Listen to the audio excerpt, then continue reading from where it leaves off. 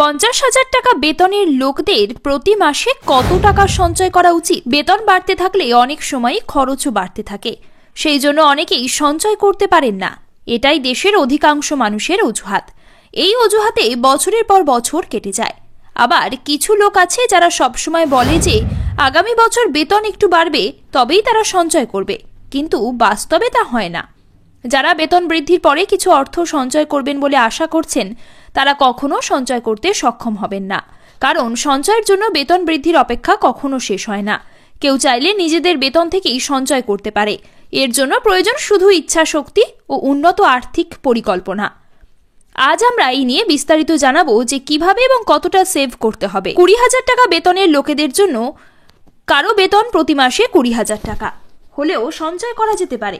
এই সূত্রটি বলে যে বেতন আসার সঙ্গে সঙ্গে প্রথমত সঞ্চয়ের জন্য নির্ধারিত পরিমাণটি অন্য অ্যাকাউন্টে স্থানান্তর করা। যদি দ্বিতীয় অ্যাকাউন্ট না থাকে তবে কখনো সঞ্চয়ের জন্য নির্ধারিত পরিমাণ স্পর্শ করা যাবে না। কেউ যদি সঞ্চয়ের বিষয়ে সিরিয়াস না হয় তবে প্রাথমিকভাবে নিজেদের বেতনের মাত্র 10% সঞ্চয় করা উচিত।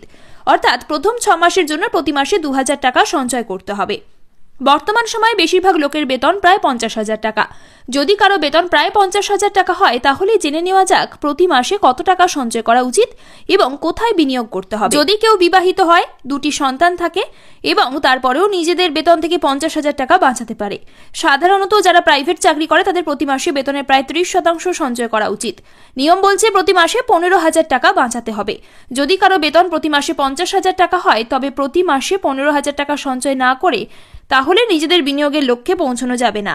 তাদের অবিলম্বে এটি সম্পর্কে ভাবতে হবে। কেউ যদি সঞ্চয় করতে শুরু করে তাহলে 10% দিয়ে শুরু করতে হবে, কিন্তু প্রতি 6 মাসে এটি বাড়াতে হবে যতক্ষণ না 30% মাসিক সঞ্চয় না হয়।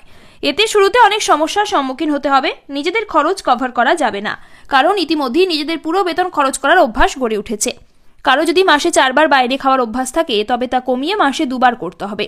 এর বাইরে অপ্রয়োজনীয় খরচের একটি তালিকা তৈরি করতে হবে যা প্রতি মাসে অপ্রয়োজনীয়ভাবে ব্যয় করা হয়। তাছাড়া অনলাইনের এই যুগে কারো যদি ক্রেডিট কার্ড থাকে তাহলে তার ব্যবহার সীমিত করতে হবে। কারো যদি অনেক ক্রেডিট কার্ড থাকে তার মধ্যে কয়েকটি অবিলম্বে বন্ধ করতে হবে। অনলাইন শপিং এড়িয়ে চলতে হবে। সঠিক জায়গায় বিনিয়োগ করা প্রয়োজন। এই ফর্মুলার সাহায্যে 50,000 টাকা বেতনের লোকেরা বার্ষিক 1.80 লাখ টাকা বাঁচাতে পারবে। কেউ যদি প্রতি মাসে 15,000 টাকা সঞ্চয় করে তখন জরুরি তহবিল হিসাবে এর মধ্যে 5,000 টাকা রাখতে হবে। মিউচুয়াল ফান্ডে প্রতি মাসে 5,000 টাকা সিপ করা যেতে পারে। এছাড়া বাকি 5,000 টাকা রেকারিং ডিপোজিট বা গোল্ড বন্ডে বিনিয়োগ করা যাবে। যখনই বেতন বাড়বে সেই অনুযায়ী বিনিয়োগের পরিমাণ বাড়াতে হবে। যদি কেউ 10 বছর ধরে সঞ্চয় এবং বিনিয়োগ করে তবে ভবিষ্যতে আর্থিক সংকটের মুখোমুখি হতে হবে না। বিপদে এই তহবিলটি একটি বড় সহায়ক হবে।